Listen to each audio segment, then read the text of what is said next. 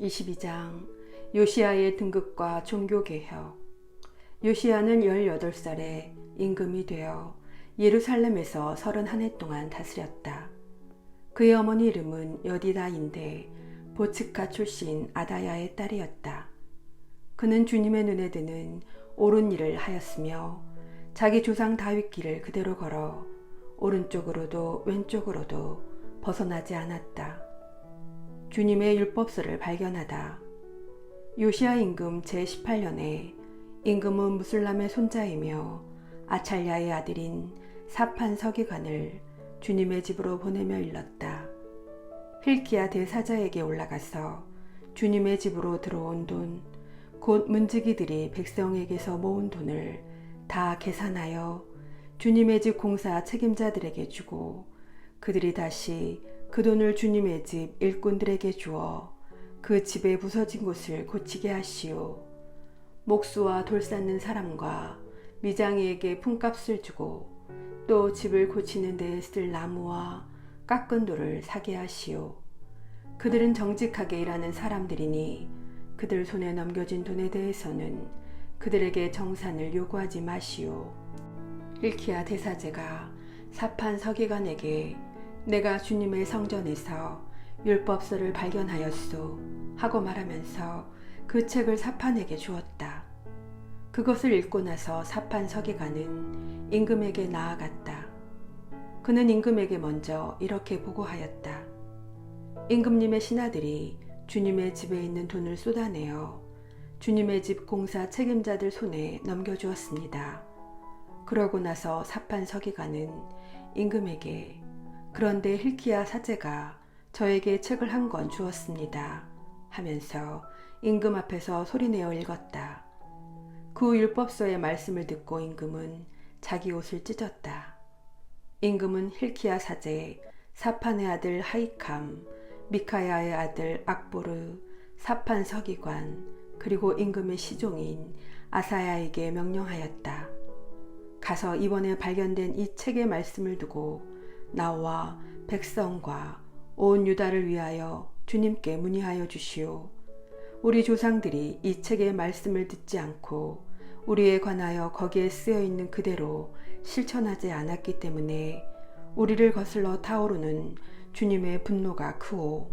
hilki야 사제와 아이캄과 악보르와 사판과 아사야는 훌다 여예언자에게 갔다. 훌다는 아르아스의 손자이며 티크와의 아들인 살룸 예복 담당관의 아내였다. 훌다는 예루살렘 신시가지에 살고 있었다. 그들이 훌다에게 용건을 말하자 훌다는 이렇게 대답하였다. 주 이스라엘의 하느님께서 이렇게 말씀하십니다. 너희를 나에게 보낸 사람에게 이렇게 전하여라. 주님이 이렇게 말한다. 유다 임금이 읽은 책에 쓰여 있는 말 그대로 이제 내가 이곳과 이곳 주민들에게 재앙을 내리겠다. 그들이 나를 저버리고 다른 신들에게 향을 피워 자기들 손으로 저지른 그 모든 짓으로 나의 화를 돋우었기 때문이다. 그래서 나의 진노가 이곳을 거슬러 타오를 터인데 그 진노는 꺼지지 않을 것이다. 그리고 주님께 문의하라고 여러분을 보낸 유다 임금께 이 말도 전하십니다. 주 이스라엘의 하느님께서 이렇게 말씀하십니다. 이는 내가 들은 말씀에 관한 것이다. 이곳과 이곳 주민들이 황폐해지고 저주를 받으리라고 내가 한 말을 네가 듣고 마음이 유순해져 주님 앞에서 자신을 낮추었다. 또 네 옷을 찢고 내 앞에서 통곡하였다. 그래서 나도 네 말을 잘 들어주었다. 주님의 말이다. 그리하여 내가 너를 네 조상들 곁으로 불러들일 때 너는 평화로이 네 무덤에 묻히고 내가 이곳에 내릴 모든 재앙을 네 눈으로 보지 않게 될 것이다. 사람들이 이 말을 임금에게 전하였다. 23장 요시야가 계약책을 봉독하고 계약을 맺다.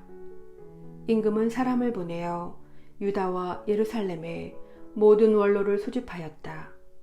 임금은 모든 유다 사람과 예루살렘의 모든 주민, 사제들과 예언자들, 낮은 자에서 높은 자에 이르기까지 모든 백성을 데리고 주님의 집으로 올라가 주님의 집에서 발견된 계약책의 모든 말씀을 큰 소리로 읽어 그들에게 들려주었다. 그런 다음에 임금은 기둥 곁에 서서 주님을 따라 걸으며 마음을 다하고 목숨을 다하여 그분의 계명과 법령과 규정을 지켜 그 책에 쓰여 있는 계약의 말씀을 실천하기로 주님 앞에서 계약을 맺었다. 그러자 온 백성이 이 계약에 동의하였다. 요시야의 종교개혁.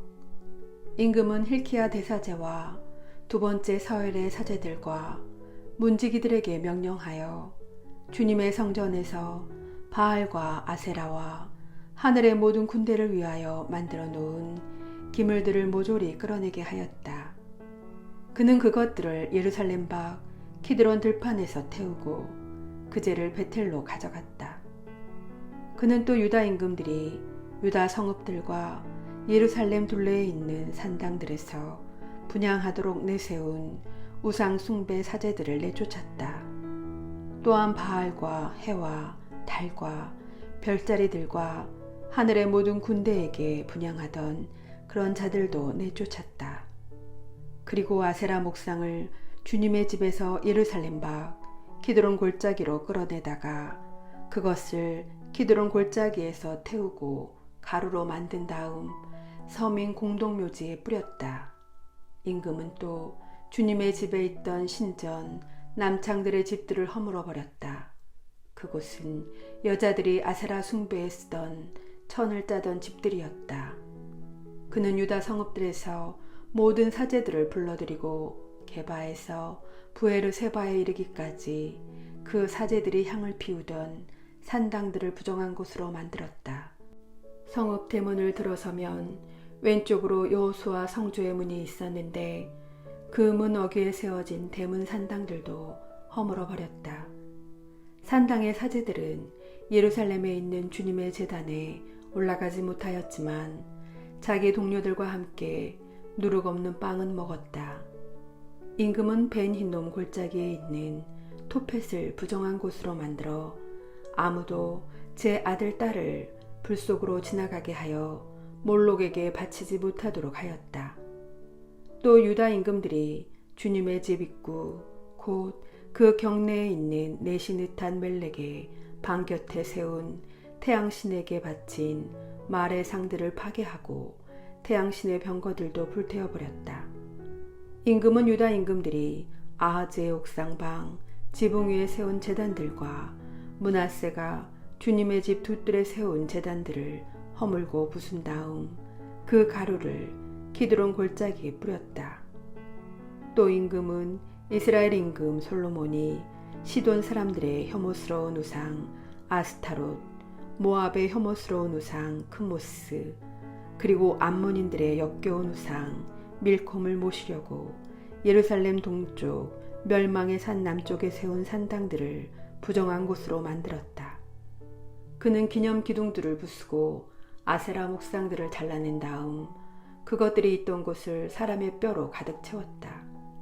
베텔에 있는 제단과 이스라엘을 죄짓게 한 느밧의 아들 예로보암이 만든 산당, 임금은 이 제단과 산당도 허물었다.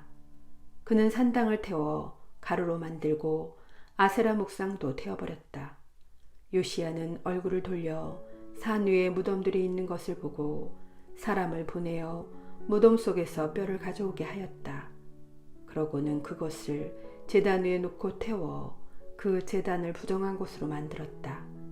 그리하여 일찍이 하느님의 사람이 이 일을 두고 선언한 주님의 말씀대로 되었다. 그때 요시야가 저기 보이는 기념기둥은 무엇이요? 하고 물으니 성읍 사람들이 그에게 대답하였다. 유다에서 온 하느님의 사람의 무덤입니다. 그분은 임금님께서 베텔의 제단에 하신 이 일을 예고하신 분이십니다. 그러자 임금이 말하였다. 그분은 그대로 두시오. 아무도 그분의 뼈를 옮기지 마시오. 그래서 그들은 그의 뼈를 사마리아에서 온 예언자의 뼈와 함께 그대로 두었다. 요시야는 또한 이스라엘 임금들이 사마리아 성읍에 만들어 놓아 주님의 분노를 돋은 모든 산당을 베텔에서 한 것과 똑같이 없앴다. 그는 그곳 산당들의 사제들을 모두 제단 위에서 죽이고 그들 위에 사람의 뼈를 얹어 태운 다음 예루살렘으로 돌아갔다. 요시야가 파스카 축제를 지내다 임금이 온 백성에게 명령을 내렸다. 이 계약책에 쓰여 있는 대로 주 여러분의 하느님을 위하여 파스카 축제를 지내십시오. 이스라엘을 다스렸던 판관들의 시대부터 시작하여 이스라엘 임금들과 유다 임금들의 시대 내내 파스카 축제를 그렇게 지낸 적이 없었다. 요시야 임금 제18년에 이르러서야 예루살렘에서 그렇게 주님을 위하여 파스카 축제를 지내게 되었다. 요시야의 나머지 계획. 요시야는 또 유다 땅과 예루살렘에서 눈에 뜨이는 대로 점쟁이와 영매와 수호신들과 우상들과 온갖 혐오스러운 것들을 치워버렸다. 이렇게 하여 요시야는 힐키야 사제가 주님의 집에서 발견한 책에 쓰여있는 율법의 말씀을 실현시켰다. 요시야처럼 모세의 모든 율법에 따라 마음을 다하고 목숨을 다하고 힘을 다하여 주님께 돌아온 임금은 그 앞에도 없었고 그 뒤에도 다시 나오지 않았다. 그러나 므낫세가 주님의 분노를 몹시 도두었기 때문에 주님께서는 유다를 거슬러 타오르는 커다란 분노의 열기를 거두지 않으셨다. 그래서 주님께서는 이렇게 선언하셨다. 나는 이스라엘을 물리친 것처럼 유다도 내 앞에서 물리치겠다. 내가 선택한 이 두 성 예루살렘도 나의 이름이 여기에 있으리라고 말한 이 집도 내버리겠다. 요시야가 죽다. 요시야의 나머지 행적과 그가 한 모든 일은 유다 임금들의 실록에 쓰여 있지 않은가. 요시야 시대에 이집트 임금 파라오 느코가 아시리아 임금을 도우려고 유프라테스 강을 향하여 올라갔다. 요시야 임금이 그와 맞서 싸우러 나가자 파라오 느코는 무기또에서 요시야를 보고 그를 죽여버렸다. 신하들은 죽은 요시야를 병거에 실어 무기또에서 예루살렘으로 옮겨와서 그의 무덤에 묻었다. 그 뒤에 나라 백성이 요시야의 아들 여호아하즈를 데려다가 기름을 붓고 그의 아버지 뒤를 이어 임금으로 세웠다. 여호아하즈의 유다 통치. 여호아하즈는 23살의 임금이 되어 예루살렘에서 석 달 동안 다스렸다. 그의 어머니 이름은 하무탈인데 리브나 출신 예레미야의 딸이었다. 그는 자기 조상들이 하던 그대로 주님의 눈에 거슬리는 악한 짓을 저질렀다. 파라오 느코가 하맛 지방 리블라에서 그를 잡아 가두어 예루살렘에서 다스리지 못하게 하고 그 나라에 은 100탈렌트와 금 1탈렌트를 배상금으로 바치게 하였다. 그러고 나서 파라오 느코는 요시야의 아들 엘라킴을 아버지 요시야의 뒤를 이어 임금으로 세우고 그의 이름을 여호야킴으로 바꾸게 하였다. 그런 다음에 여호아하즈를 끌고 갔다. 여호아하즈는 이집트에 들어가 그곳에서 죽었다. 여호야킴의 유다 통치. 여호야킴은 파라오 느코에게 은과 금을 내주었는데 파라오가 명령한 돈을 바치기 위하여 나라에 먼저 세금을 부과해야만 하였다. 그는 파라오에게 은과 금을 내주려고 나라 백성에게서 각자의 형편에 따라 부과된 금액을 거두어 드렸다. 여호야킴은 25살에 임금이 되어 예루살렘에서 11해 동안 다스렸다. 그의 어머니 이름은 즈비다인데 루마 출신 푸다야의 딸이었다. 그는 자기 조상들이 하던 그대로 주님의 눈에 거슬리는 악한 짓을 저질렀다.